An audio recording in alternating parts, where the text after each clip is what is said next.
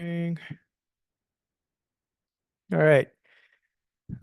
Welcome to the Kubeflow Pipelines Committee meeting. Today's date is March 12th, 2025. This meeting is governed by the CNCF Code of Conduct. The meeting is recorded and will be uploaded to the Kubeflow YouTube account after the call has ended. So we always start with introductions if you are new. You can introduce yourself. I think today we have a bit of a light agenda. Anyone like to introduce themselves? Don't think I see anybody that's new. All right. Um, let's keep going. So there was just a couple of announcements. There was a patch release for 2.4. It was 2.4.1. You can check the release notes. There were various regressions that were identified and were patched and fixed. So that's out, and that is what we're expecting to go into the next Kubeflow release. And there was also a SDK release for 2.12. I saw that Chen also quickly released the patch release for it, though I didn't get a chance to see if what was fixed. But so the latest SDK is 2.12.1. And that's it for me. Ricardo, you have the next point. Yeah, and related to the releases we just got, recently, there is an implementation for allowing passing parameters to mount uh, envars and volumes from the pipeline parameters using config maps and so on. And this is something that needs KFP Kubernetes to be released. So I believe the next one should be 1.5. So I'd like to call out the working group leads to take a look and see if it's possible to release it as soon as possible. Also, related to that, I think the only KFP Kubernetes is the only one that we don't have any track for milestones um, or even a release cadence fixed. Will we continue working on ad hoc releases for KFP Kubernetes as for now, or will we want to plan for consistent release cycle for KFP Kubernetes? So last meeting, we I think came to some consensus on how we should align our SDK and KFP releases, and we came to the conclusion that we want to um, sync up align the minor releases for SDK and KFP. And I think that you're right to call out like KFP Kubernetes, and I think we should do the same. I feel like they're like pretty heavily coupled. And I think it just simplifies a lot if we keep them on at least on the minor releases on the same cadence, and we just release them together always. And that's what we should get towards. And then we should just, and for as far as tracking is concerned, we should just track them all in like singular milestones. Um, that's my thoughts on it. And then patch releases would be ad hoc Yeah, I for think it all makes of them. sense. Mhm. So for the KFP Kubernetes 1.5, is it something that we can prepare for our release this or next week, maybe? So can you, I kind of missed the beginning of your thing. So what was it that we need in 1.5? Uh, we have a fix for passing input parameters to config maps as volume, as and vars and secrets and such. There are lots. Well, it's your work.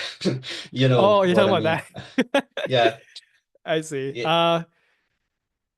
Yeah. So I'm trying to remember what it's an isolated change, right? I think that's what we ended up with. We changed so many things around. I think it's very isolated to KFP Kubernetes. So, and for that, we need the backend. you're talking about the implementation on the SDK side. We need the backend changes in first is what we're still operating under the old way of doing things until we can probably like come up with a strategy on aligning the versions. So we still need the back end changes.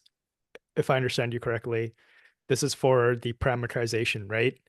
Of like uh the secrets, config maps, and all that stuff, right? Yeah, yeah, that's Yeah, right. yeah, we need the backend changes. So I've been a bit in a flux state right now, but I'll try to get the PR for the backend up this week, and so we can merge those. I think the next SDK and KFP releases, we should do them together, unless there's a really good reason not to, because I think they're happening. We should aim for it like within a couple of weeks by end of March, and we can just release them together. So maybe we can just merge like the backend and the SDK because the next releases will be for both. And then we can do the KFP SDK, KFP Kubernetes, and KFP release together by end of March is what I'm thinking. Unless there's no SDK changes, but we should still do it. Just to confirm, our next release will be 2.13 for both backend SDK. Not sure if KFP Kubernetes will follow the same version. I don't think we're aligning the versions just so what is our last KFP? Last KFP was 2.4, right? Yep. Yeah. So our next KFP release, I mean, can we I think for the next one, because it's kind of like in process and not to introduce too many variables, I think we should still do a 2.5. And then for 2.6, we should plan for not having a 2.6, but it jumps to the next SDK release. So if like the next SDK release is going to be 2.13, for example, then the next after KFP 2.5, we would go to 2.13 for everything, is what I'm thinking. Does that make sense to everyone?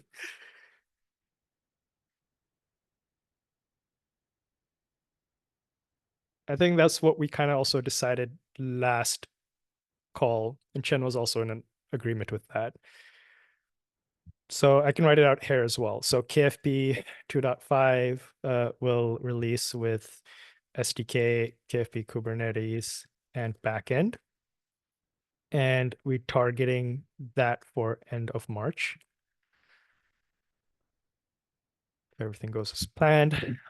For KFP 2.6, we don't do 2.6, but jump straight to next SDK release, December minor value.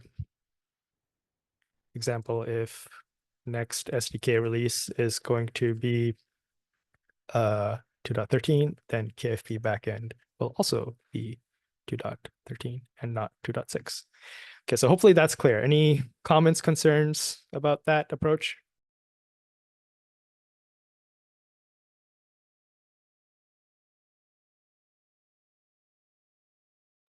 All right. So let's operate under this assumption. And if there's anybody has any objections to this, please raise them up in Slack. And I'll also just send an email to Chen to make sure that he's on the same page. And I'm guessing we'll need to fix up some automation and stuff for 2.6 release or whatever the 2.6 value will be. All right. Anything else for this? No, Okay. I'm cool.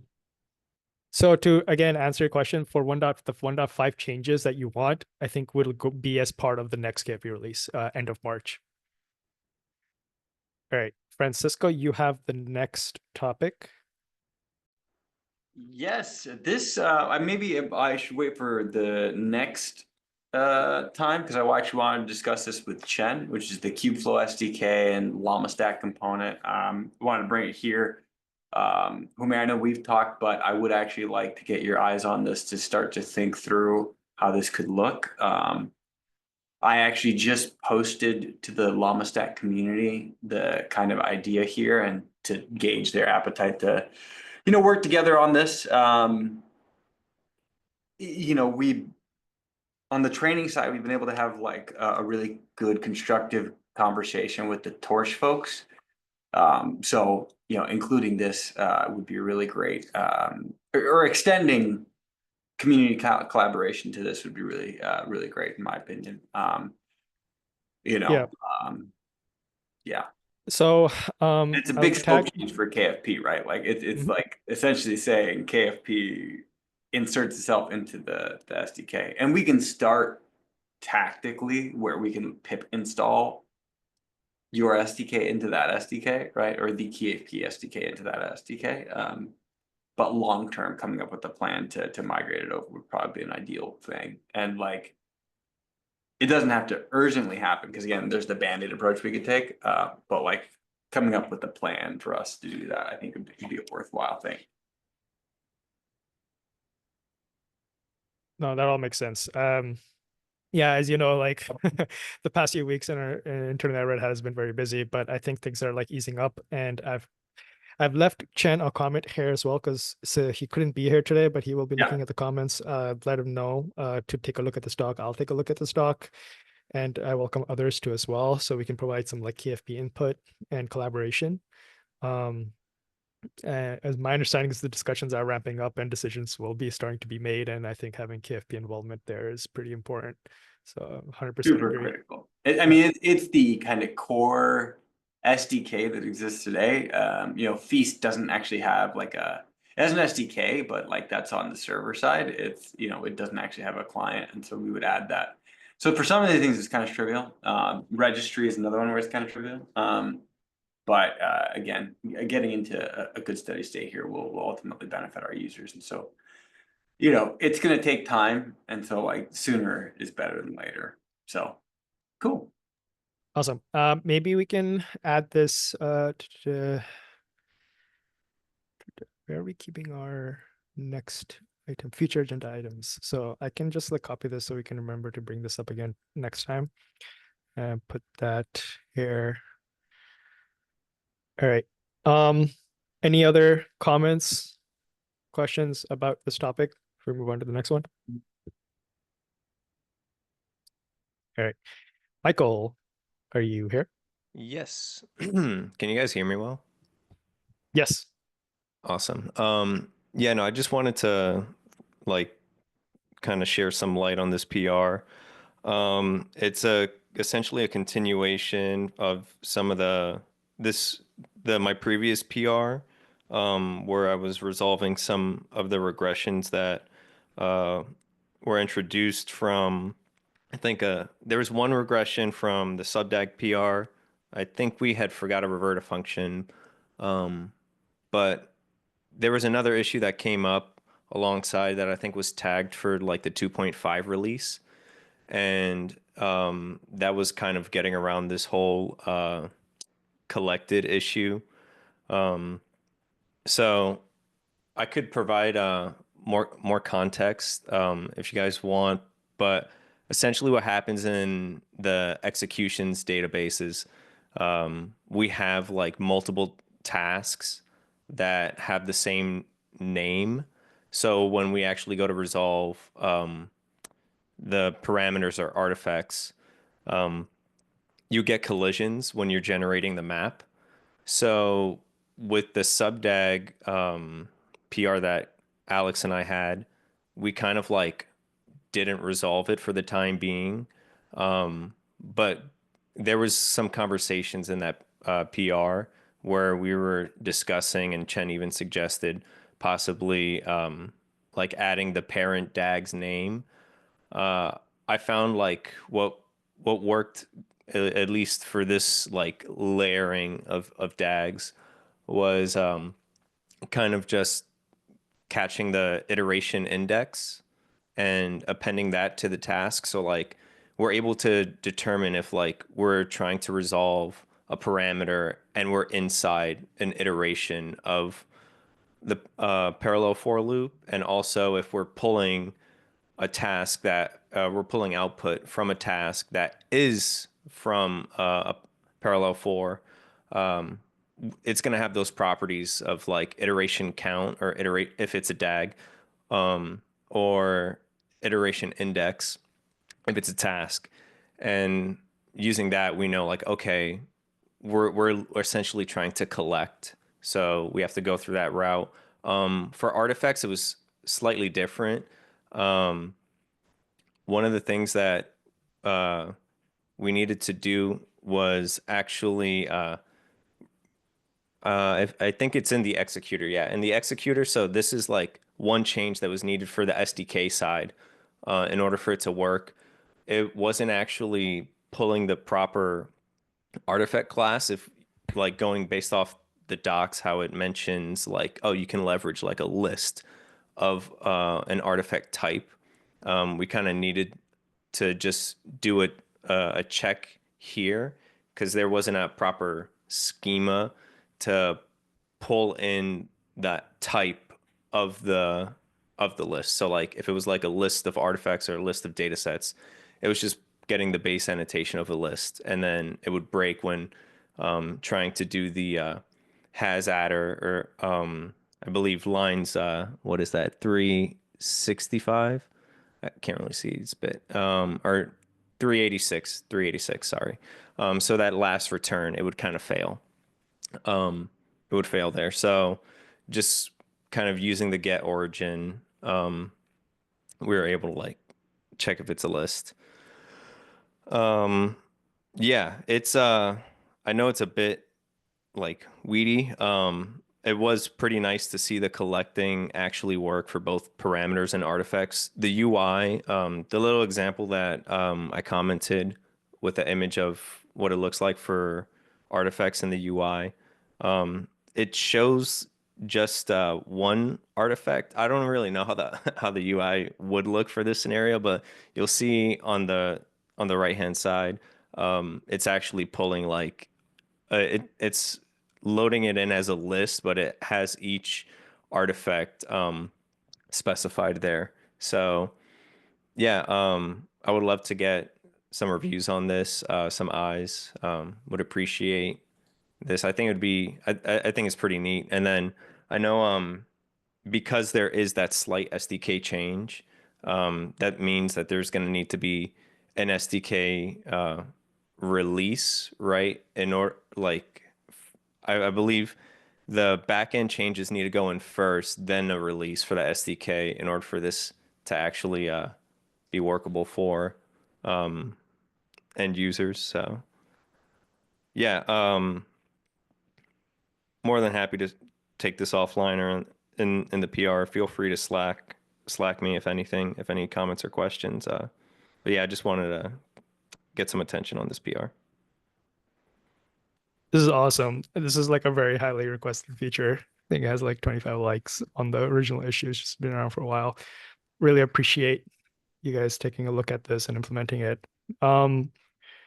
So for the next release, this also kind of like ties in. I think we should try to do it together.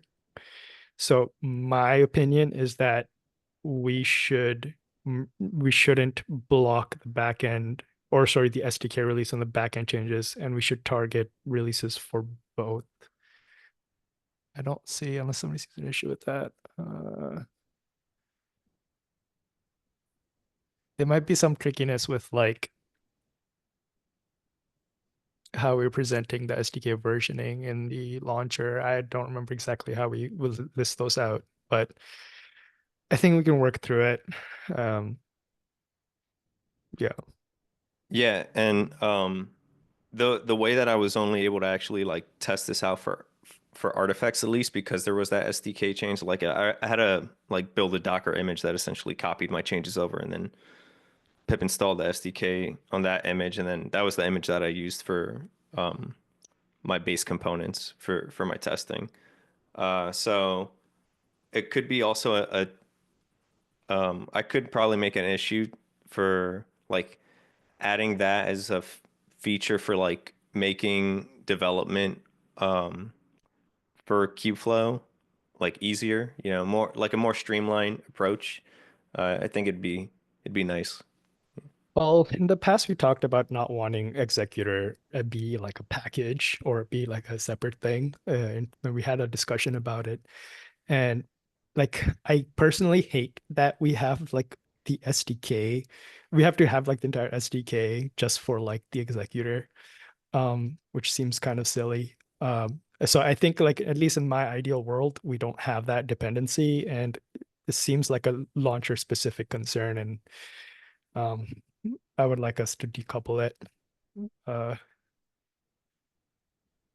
Yeah, yeah, definitely. I'm not a fan of having KFP required in my components environments in order for Yeah, them to run. folks are asking about like why things are done this way in Slack, I think like a week or two ago, and I didn't have a good answer because, and I think like we have an issue about this very specific thing, and there's agreement on all sides that we want to decouple this. In fact, the Google maintainers initially did try, and they came up with they encountered some difficulty with it, and that's why they stopped. I think they just didn't have the bandwidth. So I think it'd be good to just like, yeah, try to take this on. Maybe this is something we can look at for the next release.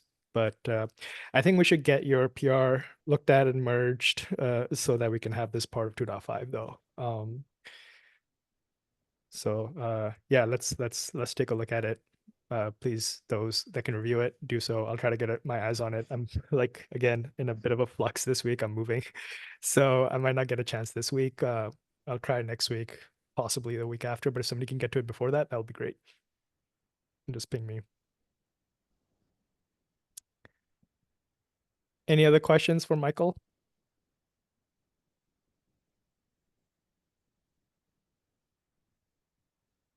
Awesome. Thanks, Michael. Also, by the way, Michael, like you guys have reviewer. So if Alex, I think has a reviewer on backend, and he wants to give it a look and do a slash looker to me, feel free. Okay, yeah, definitely. comment on that. I'll reach out to him as well. Awesome. All right, Helber, you have the next topic. Yeah, we're planning to add the ability for users to set proxy for accessing stuff outside of the cluster. And my question for you guys is, do you see the need for setting those variables in the pod scope, or can we just add this in the pipeline stuff as a global variable, so all pods would use that configuration? Sorry, My yeah, essentially it's like, should we have it per pipeline or global configuration for proxy settings? And I'd lean towards global because it's like usually you don't have different proxy settings for different pipelines within the same environment for the same server.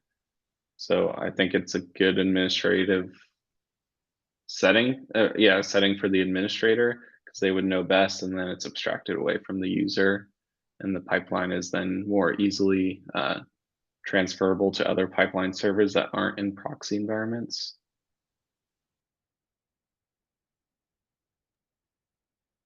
Yeah, that makes sense to me. Do you have an issue about this? No, I don't think we have it yet.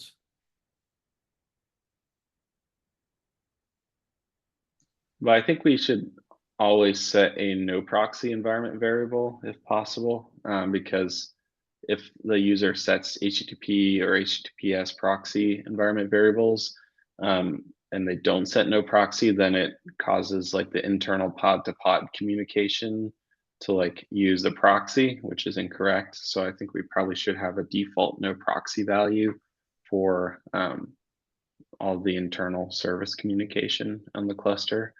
And then the user can override that to add additional things they want to bypass the proxy for. Okay. That makes sense to me. I think having some issue tracker for this would be good with that proposal. Okay, so the answer is pipeline scoped. No, server scoped. Okay. Yeah, global. Mhm. I mean, it'd be good if we allowed the user to override it so that their environment variables that they set take precedence, which I think should be possible, but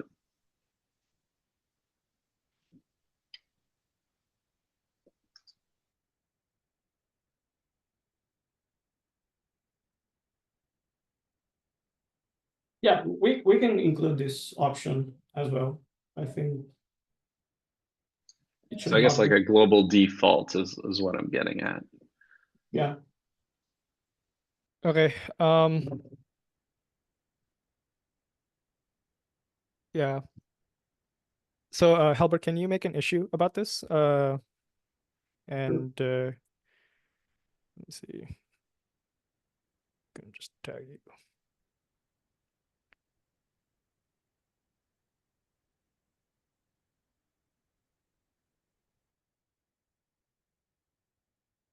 And at least covering the server scope level. And if you want to break it down into multiple levels, that's fine. We just got to be consistent with how we're approaching the various different levels of configurations in with other areas. I feel like we don't even have a pattern for it. Maybe that's something for us to consider. But getting an issue going would be nice. Anything else regarding HTTP proxy variables?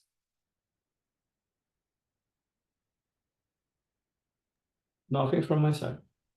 Awesome. Okay, we're at the end of the agenda items. Anybody else have any other topics to bring up before we end the call for the day?